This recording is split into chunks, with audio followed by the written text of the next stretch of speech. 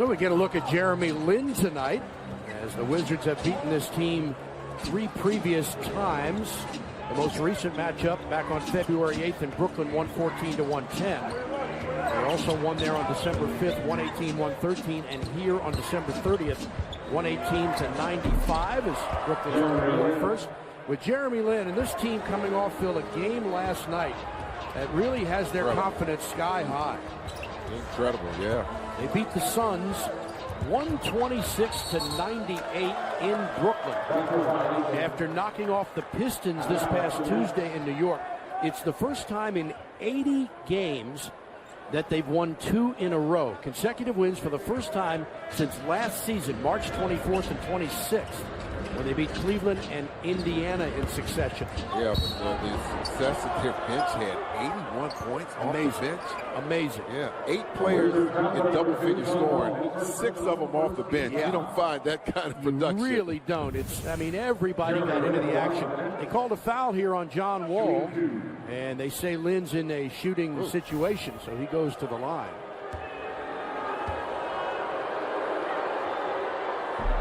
Misses the first. We take a look at our Toyota Star Trek.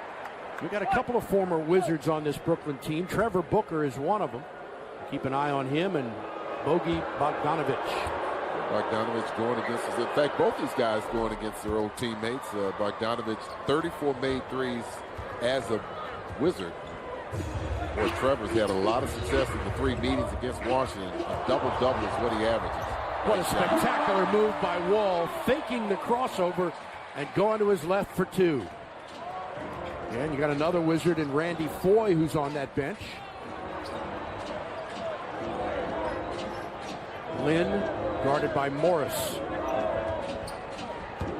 Drives, nearly traveled. In fact, you got one more Wizard over there too, and Andrew Nicholson. That's right, just traded for Bogdanovic earlier this season.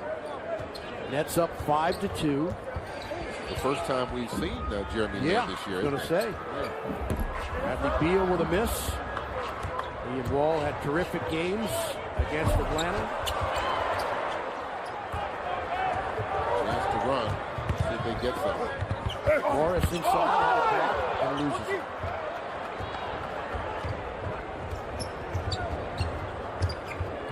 Lin again gets past the defense and scores.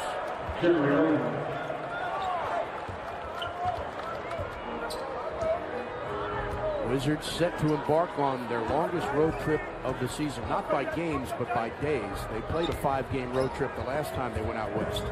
But this one will span, well, they leave tonight. They won't come back till April 2nd. Gortat on a fadeaway, bounces it up, but wouldn't go down for him. Wizards down 7-2 early on here. Archie got a piece of that. Porter the other way.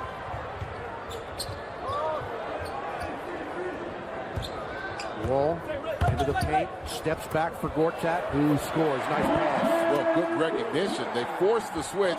Jeremy Lin on the backside of Marcin Gortat, no question about it. Dump it into the big guy.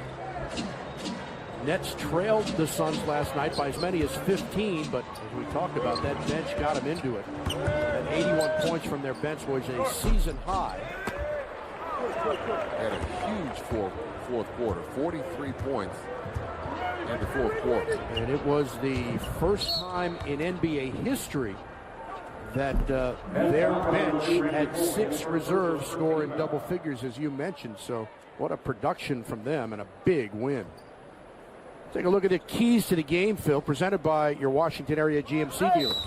Yeah, Buck, that leads us into what's key for the Nets, scoring by committee. I mean, they had 8 guys in double-digit scoring. And again, I can't say enough.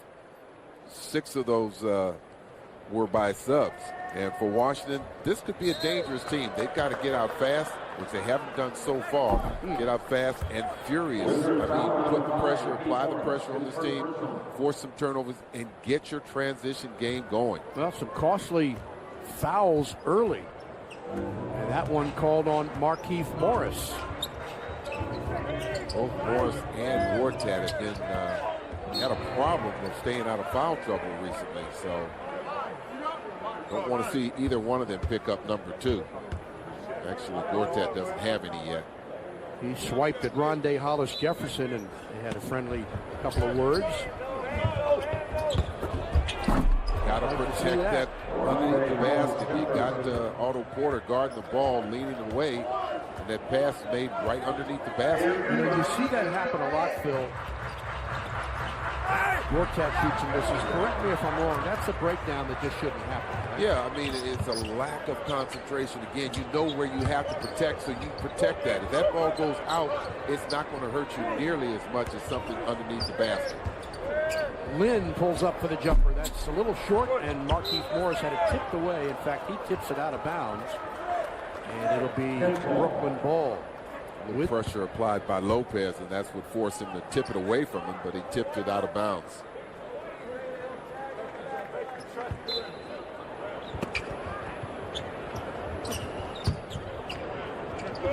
Lynn with a terrific move, met by Porter. Throws it into the corner for 4.